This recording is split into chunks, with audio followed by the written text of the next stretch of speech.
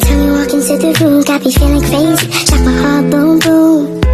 Any other boy would stare, but me I look away, cause you're making me scared. Trying not to breathe, 1, 2, 3. Baiklah, Assalamualaikum warahmatullahi wabarakatuh. Perkenalkan, nama saya Kurniawati Siregar dari Prodi Pendidikan Islam Anak Usia Dini, Fakultas Tarbiyah dan Keguruan. Di sini saya akan menjelaskan tentang pengertian statistik parametrik. Dalam metode statistik di mana uji T yang akan digunakan untuk uji hipotesis atau rata-rata mean dapat dilakukan bila populasi berdistribusi normal. Itulah sebabnya uji T untuk uji hipotesis mean akan mengalami kegagalan bila distribusi populasinya tidak diketahui atau tidak normal. Untuk menggunakan statistik parametrik harus diketahui distribusi populasinya, dan distribusi populasinya harus normal. Lalu apa yang disebut dengan statistik parametrik? Statistik parametrik itu merupakan ilmu yang dapat diterapkan pada data yang memiliki sebaran atau distribusi normal. Intinya, statistik parametrik bisa diterapkan bila memenuhi asumsi atau normalitas. Bila tidak demikian, maka data harus dikerjakan dengan metode non-parametrik. Bila data yang akan diteliti dianggap belum terdistribusi normal, maka perlu dilakukan upaya normalisasi terlebih dahulu agar bisa menggunakan distribusi parametrik. B. Syarat penerapan parametrik. Di atas sudah disinggung syarat atau bisa menerapkan statistik parametrik. Dan untuk lebih jelasnya, ada beberapa kriteria yang perlu diperhatikan dan dicermati untuk menggunakan metode statistik parametrik. Di dalam melakukan pengujian hipotesis yang telah diterapkan, yang pertama, sampel yang diambil harus berdistribusi normal. Yang kedua, variasi sampel harus sama. Yang ketiga, ukuran skala data atau interval atau rasio. Yang keempat, mengambil sampel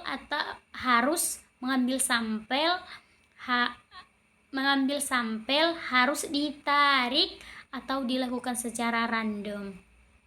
C. Keunggulan dan kelemahan statistik parametrik. Keunggulannya yang pertama, sampel berdistribusi normal. Yang kedua, memiliki varians yang sama atau homogen karena populasi yang diambil sampelnya berdistribusi normal. Yang ketiga, persyaratan atau parametrik sampel yang diambil biasanya tidak diuji lagi dan dianggap memenuhi syarat karena pengukuran data dilakukan dengan cukup kuat. Observasi bebas satu dengan yang lainnya karena ditarik populasi yang berdistribusi normal yang memiliki varian yang homogen. Kelemahannya yang pertama, memiliki pemilihan populasi harus dengan varians yang sama agar dapat berdistribusi normal. Yang kedua, pemilihan variabel yang diteliti harus memiliki ukuran dalam bentuk numerik dengan skala, interval atau rasio. Yang ketiga, untuk melakukan analisis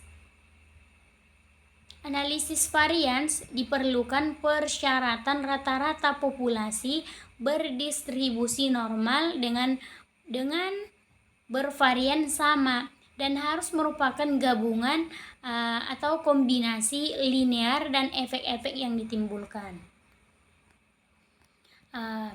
Dan selanjutnya pengertian statistik non-parametrik. Pengertian dari statistik non-parametrik ini di lapangan tidak menutup kemungkinan kita menemukan suatu populasi atau distribusi yang tidak diketahui sehingga akan menyulitkan untuk melakukan uji T. Untuk uji hipotesis Mean, kenapa? Di dalam metode statistik bahwa uji T untuk uji hipotesis atau Mean dapat dilakukan bila populasinya berdistribusi normal. Untuk distribusi populasi yang tidak diketahui atau tidak normal, diperlukan prosedur lain yang disebut dengan non-parametrik. Statistik non-parametrik ini tidak memerlukan asumsi dan sentral terdistri. Yang digunakan adalah nilai tengah yang sering disebut dengan median. Beberapa contoh tentang metode statistik atau non parametrik seperti Cikur, Mann-Whitney, Kurzweil, Wallis, dan masih banyak contoh-contoh lainnya. Lalu, apa yang disebut dengan statistik non-parametrik ini? Yaitu statistik yang merupakan metode atau cara uji terhadap populasi yang tidak membutuhkan asumsi parametrik apapun. Dengan kata lain, uji statistik atau non-parametrik ini tidak bergantung pada populasi. Di sini dalam uji statistik non-parametrik tidak ada distribusi yang perlu diketahui dan tidak ada parametrik yang digunakan. Jika uji tersebut tidak memerlukan asumsi yang spesifik seperti hal distribusi data, maka uji tersebut merupakan uji statistik non-parametrik. Di sini, uji non-parametrik ini di mana variabel dihitung dengan skala nominal atau ordinal. Ada dua hal yang perlu dicermati dalam melakukan analisis data dengan langkah non-parametrik, yaitu populasi yang tidak pasti atau tidak diketahui. Kemungkinan agak sulit menduga parametrik populasi tersebut.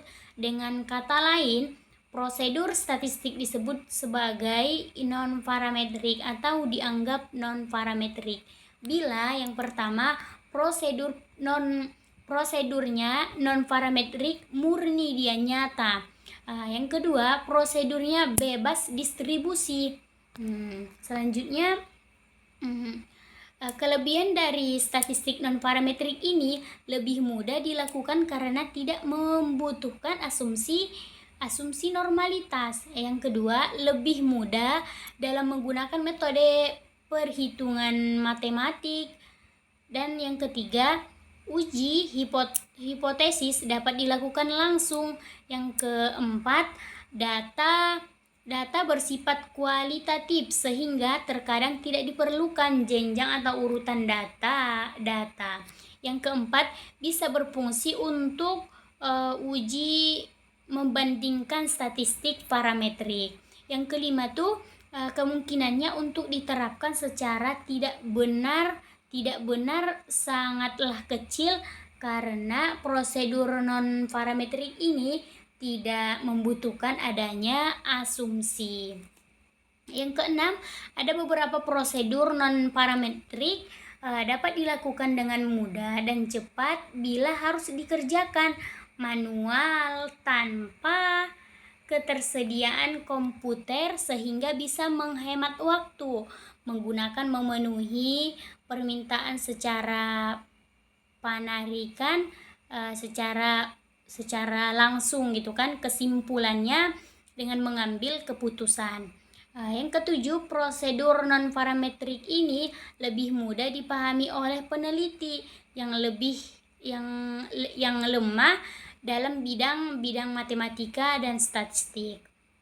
Yang kedelapan, prosedur non-parametrik dapat dijalani bila datanya memiliki ukuran skala nominal atau ordinal. Kekurangannya statistik non parametrik ini ada beberapa kekurangan nih. Yang pertama, sering mengabaikan beberapa informasi. Yang kedua, mempunyai ujinya kurang kuat dibandingkan statistik parametrik.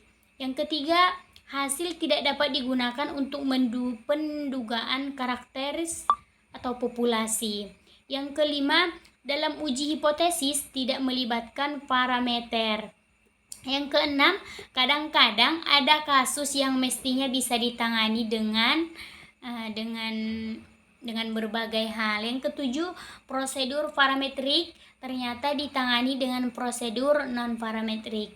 Mengingat bisa dilakukan lebih cepat atau lebih mudah, sederhana, dan bisa terjadi pemborosan informasi. Yang kedelapan tuh ada kalanya prosedur non parametrik ini mesti melakukan banyak perhitungan yang dapat menyita waktu dan kadang terasa membosankan atau membosankan dalam, dan juga memberikan kita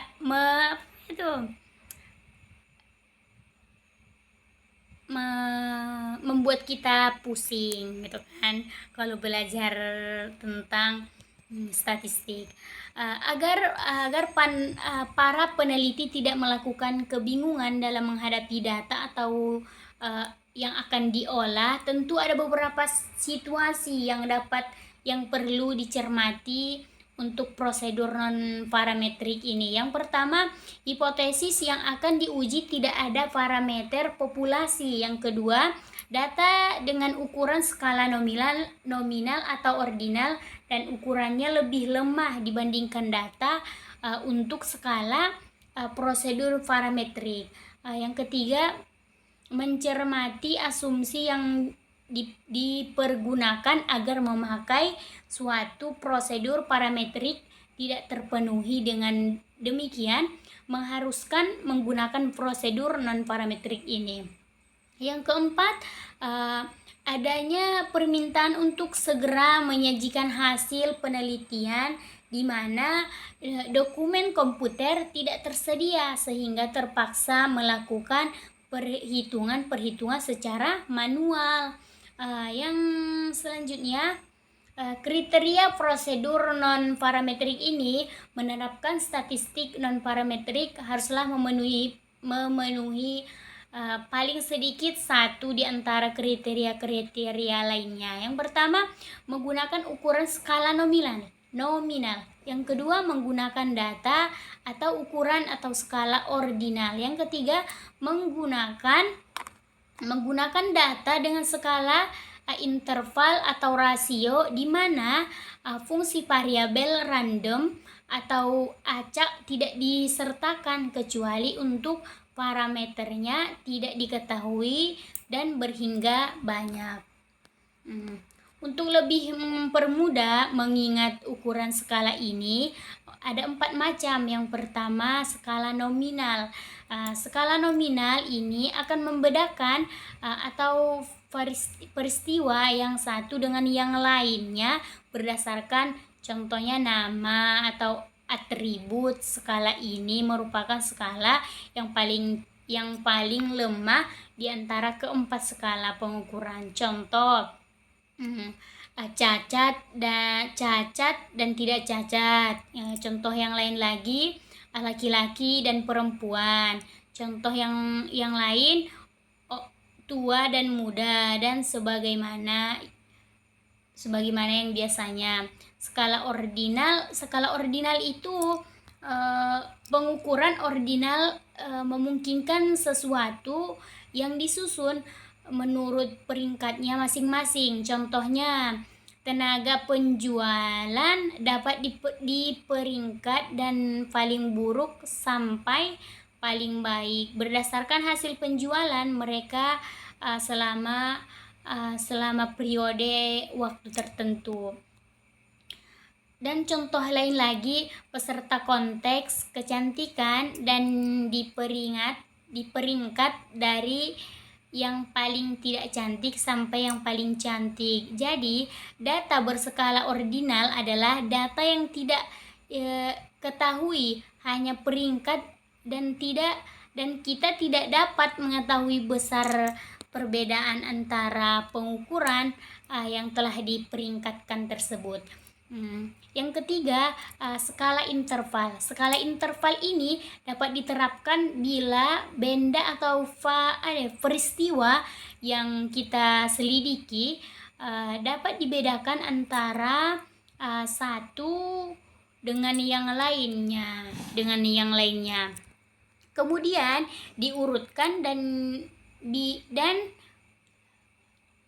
bila mana perbedaan antara peringkat satu dengan peringkat lainnya dengan yang lain mempunyai arti bila satuan pengukurannya tetap. Sekian penjelasan saya yang membahas tentang statistik parametrik dan non parametrik. Kalau ada kekurangan atau kesalahan dalam menjelaskan, saya mohon maaf. Allahumma fi ila aqwamit thoriq. Wassalamualaikum warahmatullahi wabarakatuh.